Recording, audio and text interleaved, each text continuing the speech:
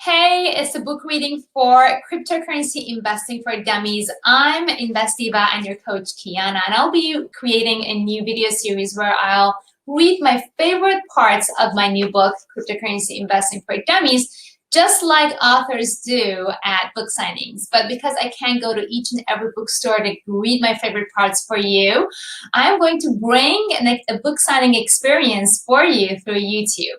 Today, I'm going to read part 1, page 8 of Cryptocurrency Investing for Dummies. This is about getting started with cryptocurrency investing. And I'm going to start with the definition of money. Before getting into the nitty-gritty of cryptocurrencies, you need to understand the definition of money itself. The philosophy behind money is a bit like the whole which came first, the chicken or the egg thing. In order for money to be valuable, it must have a number of characteristics, such as the following. Enough people must have it. Merchants must accept it as a form of payment. Society must trust that it's valuable and that it will remain valuable in the future. Of course, in the old days, when you traded your chicken for shoes, the values of the exchange materials were inherent to their nature. But when coins, cash, and credit cards came into play, the definition of money, and more importantly, the trust model of money changed. Another key change in money has been its ease of transaction.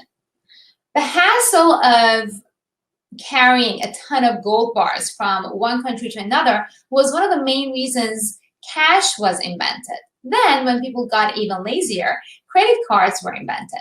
But credit cards carry the money that your government controls. As the world becomes more interconnected and more concerned about authorities who may or may not have people's best interests in mind, cryptocurrencies may offer a valuable alternative. Here's a fun fact.